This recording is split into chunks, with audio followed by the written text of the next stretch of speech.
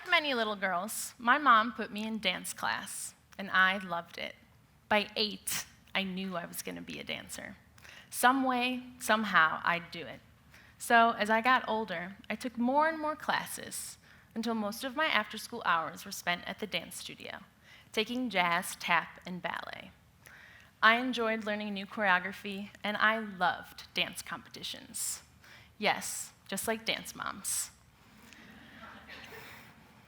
I was talented, but more than that, I worked hard. At 13, I went to my first summer ballet intensive. A summer intensive is a summer camp that's usually 4 to 8 weeks long, where the kids train intensively for about 5 hours a day. My first one was 6 weeks, and I hated it. I hated classical music. You had to listen to it all day. I hated how much my toes hurt from dancing on point for hours. And I was embarrassed that I didn't really know anything about the ballet world. But while I was there, some of the other girls told me about a dance competition just for ballet, the Youth American Grand Prix. Well, that piqued my interest. I like dance competitions, so why not try one for ballet? When I got home, I convinced my teacher to start training me for it. And while we worked through that, I started to fall in love with ballet. I liked the mental focus it took and how every part of your body, down to your pinky finger, was important. So at 14, later than many girls, I decided to pursue a professional ballet career. And I did what I do best. I worked hard. I started leaving school early so I could take more classes in the evening. I had my mom driving me from studio to studio so I could do my homework in the car. And I started taking class 6 days a week. When my senior year rolled around, it was time for audition season. This is a time from January through April where hordes of dancers get together to audition for jobs. Something like a chorus line. God, I hope I get it. For young dancers, a second company is common. This is kind of like the minor leagues, and it was probably the route that I would be taking. After auditioning all through this time, I ended up with 2 offers to go to a summer intensive, to audition for 5 more weeks, to maybe get a job. So I picked a place and did what I was good at. I worked hard. I tried applying all the corrections they gave me. I worked at learning the choreography quickly. And I performed in every class. And it paid off. After the 5 weeks, I found out I had a position in their second company. I'd get to train with the main company, and if I was lucky, I might get to perform with them on the main stage. I spent 2 seasons dancing in that second company. A season is kind of like a school year for us. And they offered me a 3rd year, but I knew I was going to need something to give me a leg up, to get promoted. So I found a dance competition, the USA International Ballet Competition, the Olympics of ballet, they call it. I applied, was accepted, and started training.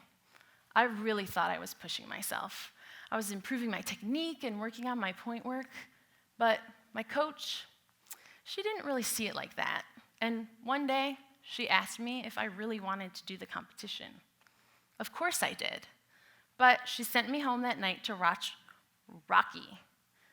So I really needed that. It was inspiring. I started working harder than I'd ever worked before. I changed my diet. I started exercising on top of a full rehearsal day. I had a blister so painful. I was cutting holes in the side of my shoe so it could stick out and bleed. And while I didn't win anything at that competition, a few weeks later, after I returned home, I was offered an apprenticeship contract. And a few months after that, I was promoted to a full company dancer. It was a real job with health insurance. The years progressed, and I moved up through the company fairly quickly at first. Imagine a ladder where the first rung is the training you need, a bachelor's degree maybe. The second rung would be your first entry-level job, and each subsequent rung would be steps towards more responsibility, more pay, and more job satisfaction.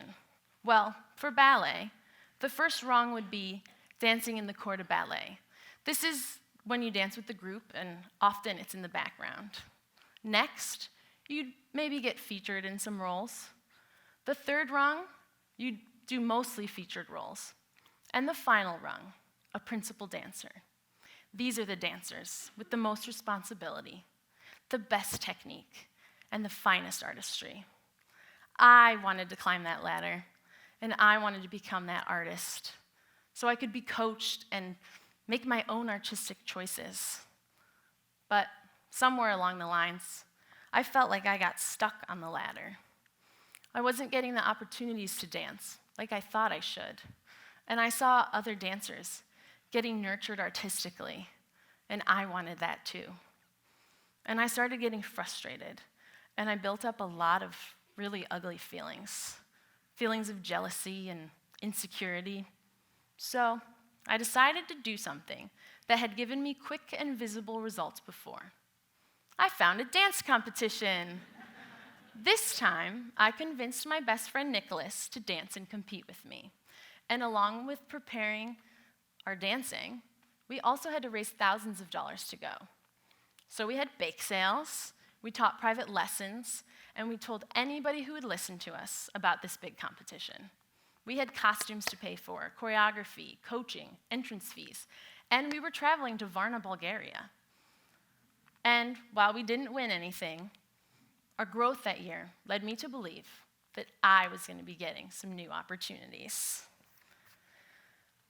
But then one Saturday night, just as we were gearing up for the Nutcracker, something happened that would change my life. I've always had a weird skin thing. Like in 5th grade, we watched a movie on skin grafting in science class, and I passed out. On this particular night, I was out to dinner with my family, and my grandfather started having a stroke. I loosened his collar, and I tried to keep him calm, but then I touched his hand, and it was cool and clammy, and I fainted and had a seizure. I don't really remember what happened, but my mom told me that I literally fell out of the chair and hit my head on the floor. With my grandfather, I went to the ER, and even though I told him that I'd had a previous concussion, they didn't go through the proper concussion protocol. I went back to work that Monday, but I wasn't feeling great. But I did get that big opportunity, and like many dancers with an injury, I did not listen to my body and jumped right back into my long rehearsal days. But by the end of that week, I couldn't ignore that I was not feeling right. So I went to see a sports medicine doctor. He had me take a few days off to see if the symptoms would go away. But when I went back to work, they all came back. I tried taking a week off. Again, with rehearsals, the symptoms returned. I took 2 weeks off and eventually knew there'd be no Nutcracker for me that season.